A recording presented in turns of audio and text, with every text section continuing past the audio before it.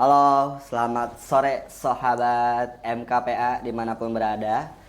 Kali ini saya Denny Rukmana, mahasiswa semester 5, mau semester 6 ya. Jurusan Perbandingan Mazhab dan Hukum. Di sini saya berada di Cibadak, tentunya tidak sendirian. Kali ini saya sedang bersama siapa A? Coba perkenalkan namanya A. Oke, terima kasih Adendi. Perkenalkan teman-teman semua, Sobat MA, Sobat MKPA, Sobat PA. Saya Aji Santoso, saya juga kebetulan mahasiswa UIN Sunan Gunung Jati Bandung yang sedang melaksanakan praktek magang di Pengadilan Agama Cibadak gitu. Saya sekarang mau semester 6 sama kayak Dendi, saya jurusan Hukum Pidana Islam. Cukup Pak Haji? Cukup. Pengalaman organisasi tidak akan? Tidak usah dikuak di sini? Iya, tidak usah. Oke. Sehat ya Haji ya? Alhamdulillah. Sudah siap ya untuk ditanya-tanya ini? Aduh, jadi takut nih tanya apa nih ya? Basic aja, ini mas standar. Siap, insya Allah. Oke. Ini aja ya pengalaman selama di PA. Tapi sebelum ke sana, kenapa Aji bisa magang di Cibadak? Oke, nah Adendi ini menarik untuk diceritakan sebenarnya karena kita melaksanakan magang ini adalah sebuah program dari fakultas ya, yang mana tentunya kita melakukan war gitu untuk mendapatkan penempatan tempat magangnya. Nah, ini ada cerita menarik sebenarnya. Jadi pada saat itu link dari fakultas atau link tempat kita war magang itu sempat ada beberapa kali ada trouble lah istilahnya kayak gitu, dan saya bersama teman-teman saya itu sudah kayak bikin kesepakatan gitu awalnya. Oke, kita di Cibadak aja nih, soalnya ada teman saya juga yang kebetulan orang Cibadak. Nah, singkat cerita, setelah link tersebut bisa kita akses dan kita bisa memilih, itu ada teman saya yang nggak langsung milih Cibadak nih. Jadi sebenarnya hal-hal yang sudah disepakati di awal itu tidak terjadi sebenarnya, dan kebetulan karena saya juga bersiasat yang sama, jadi pas buka link itu saya nggak pilih PA Cibadak langsung, tapi saya langsung pilih PA Bandung karena dengan pertimbangan tidak pengen jauh-jauh lah, dan ternyata itu PA Bandung itu langsung sold out dengan cepat kayak gitu, dan kebetulan ada teman saya yang dapat di sana juga. Oke, gak apa-apa lah, setelah kita berkoordinasi lagi hingga akhirnya kita pilih lah di PA Cibadak dengan pertimbangan yang pertama, kita ada teman juga yang asli Pelabuhan Ratu kayak gitu. Terus kenapa PA Cibadak? Karena saya rasa momentum magang ini adalah kesempatan bagi saya untuk melarikan diri gitu dari hiruk pikuk dunia ya kan. Paham Haji. Jadi seperti yang kita tahu, Pelabuhan Ratu ini adalah sebuah tempat yang indah gitu, meskipun di ujung selatan Sukabumi, tapi dengan barisan pantainya yang sangat luas itu saya rasa akan cukup untuk membuat kita tenang ketika berada di Pelabuhan Ratu ya. Hitung-hitung meskipun kita libur semester istilahnya, kita meskipun ada kerjaan, meskipun kita magang, tapi kita harus tetap happy ya kan kayak gitu, dan sehingga terpilihlah Pengadilan Agama Cibadak dengan pertimbangan seperti itu, mungkin kayak gitu. Setelah ke Cibadak ini Aji, apakah Aji ada gitu kultur ada, kita kebetulan pembimbingnya alumni UIN juga nih, UIN, jadi saya rasa punya kedekatan tersendiri gitu, sehingga ketika masuk magang ke sini tuh kita langsung diarahkan dengan Bu Erlan sebagai alumni UIN juga kayak gitu. Terus kita juga punya pembimbing dari pengadilan agamanya itu Pak Wakil, Pak Ahmad. Nah, itu sangat welcome kepada kita meskipun jabatan beliau sebagai wakil ketua di sini, tapi beliau tidak sungkan-sungkan untuk memberikan materi-materi atau ilmu-ilmu yang sudah beliau dapatkan ketika bertugas sebagai hakim. Itu menjadi insight tentunya, dan itu juga melahirkan sebuah afirmasi positif ke saya gitu, bahwasannya ketika nanti kita sarjana hukum yang berorientasi akan menjadi hakim nantinya, kita mendapatkan cukup banyak gambaran dari Pak Wakil, mungkin kayak gitu sih. shock tersendiri gitu. Oke, untuk culture shock sendiri sebenarnya ada. Jadi ketika tiba di Cibadak ini, di Pelabuhan Ratu, saya merasakan sebuah fenomena yang sangat unik gitu, yang mana di sini ketika memakan gorengan itu ternyata bukan menggunakan saus atau menggunakan sambal atau itu, tapi di sini menggunakan kuah-kuah kacang gitu ya Adendi. Nah jadi Kayak batagor gitu Aji. jadi si gorengannya itu bisa kita celupkan ke kuah kacang tersebut, dan itu menurut saya aneh gitu. Karena saya tidak biasa memakan gorengan seperti itu. Mungkin itu culture shock yang saya temui ketika di Pengadilan Agama Cibadak ini, mungkin itu sih. Itu aja Aji. Ya itu sih, itu yang membuat culture shock saya sih, itu yang garis besarnya. Nah, sekarang masuk merujuk ke PA nih Aji. Pengalaman Aji sendiri itu selama di PA Cibadak gimana Aji?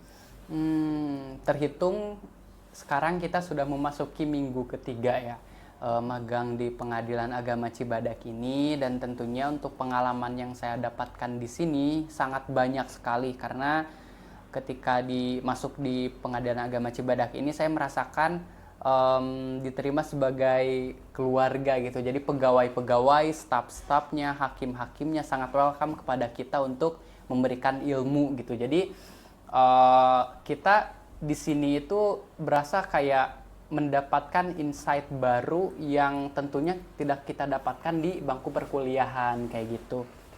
Orang-orangnya baik, terus juga Sebentar Aji, saya menggarisbawahi Pak Wakil tadi ya. ya. Ini wakil gimana nih maksudnya? Nah, jadi di Pengadilan Agama itu ada sebuah struktur organisasi kayak gitu. Jadi yang pertama itu ada ketua Pengadilan Agama, kemudian ada wakil ketua Pengadilan Agama, kemudian juga ada hakim. Nah, kebetulan di Pengadilan Agama Cibadak ini itu menerapkan hakim tunggal Adendi. Jadi setiap persidangan yang dilakukan oleh hakim itu hakimnya cuma satu, dan kebetulan PA Cibadak ini juga sudah mendapatkan izin dari Mahkamah Agung untuk mengadakan hakim tunggal ini sendiri. Nah, kalau tanpa izin itu gak bisa. Jadi umumnya karena hakim di sini itu cuman sedikit, dan kita sama-sama tuh bahwasannya kita kekurangan hakim pengadilan agama. Jadi di Pengadilan Agama Cibadak ini kita menerapkan hakim tunggal kayak gitu. Jadi untuk struktur organisasinya ada ketua, ada wakil ketua, kemudian kita punya 4 hakim,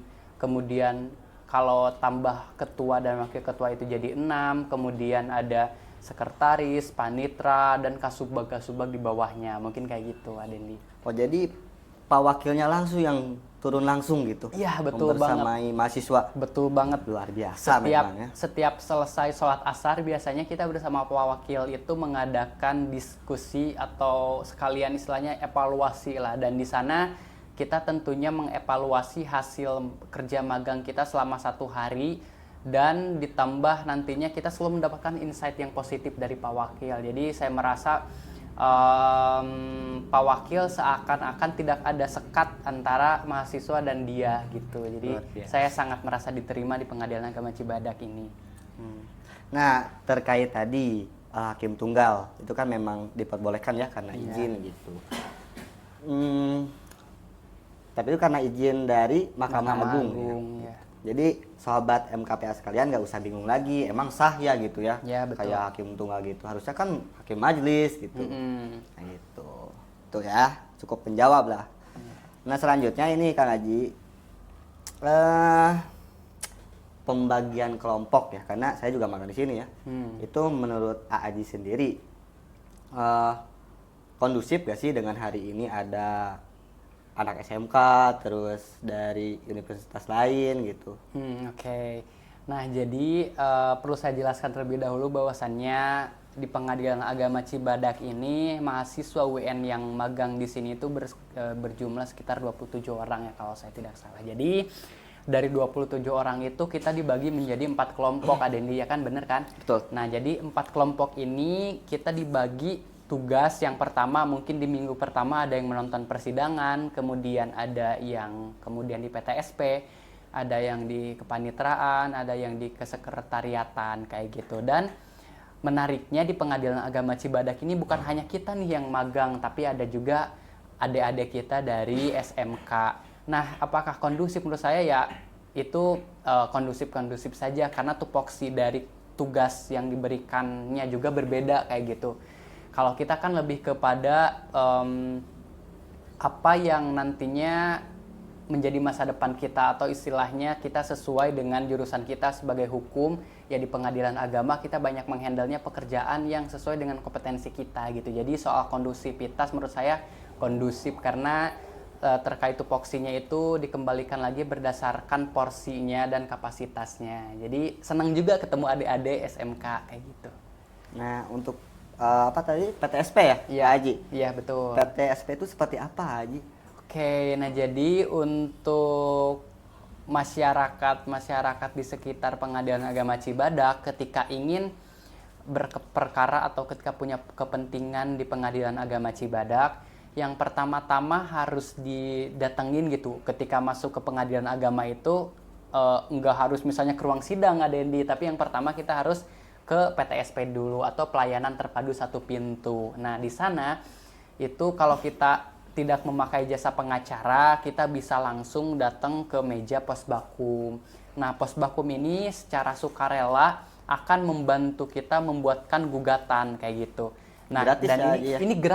ini gratis kayak gitu, karena posbakum ini sudah bekerja sama dengan pihak pengadilan tentunya kayak gitu. Dan untuk masyarakat yang tidak memakai jasa pengacara ya tinggal datang aja ke posbakum itu, nanti tinggal ceritakan kronologinya, permasalahannya, apakah mau cerai atau apa, itu akan dilayani dengan sepenuh hati dan dengan gratis oleh posbakum kayak gitu. Begitu sobat MKPA sekalian. Selanjutnya Aaji, hal yang menarik apa yang Aaji temukan di persidangan gitu? Oke, tentunya selama saya 3 minggu magang di Pengadilan Agama Cibadak ini banyak sekali kasus yang saya temui ya Dendi.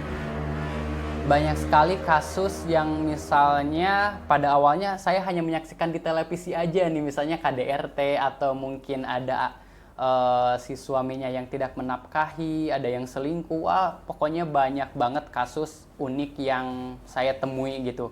Tapi yang perlu saya highlight adalah saya pernah berhadapan atau menyaksikan persidangan kasus tentang isbat nikah, yaitu kasus yang dimana si suami istri ini tuh sudah menikah terlebih dahulu pada awalnya, namun tidak di KUA dan ingin melakukan pengesahan pernikahan di Pengadilan Agama kayak gitu. Karena mungkin di bawah umur juga ya Dendi. Nah, ini sebenarnya menjadi permasalahan di Indonesia ini. Banyak sekali sekarang kasus pernikahan yang masih di bawah umur, dan ini menjadi catatan kita bersama tentunya. Dan itu sih hal menariknya Dendi yang saya saksikan ketika menonton persidangan. Di Cibadak sendiri ya Aji, paling banyak itu kasus apa sih gitu? Oke. Kalau yang saya analisis sejauh saya magang di sini itu kebanyakan kasus atau perkara yang masuk adalah kasus perceraian, Adendi. Perceraian, entah itu perceraian gugat ataupun perceraian talak kayak gitu.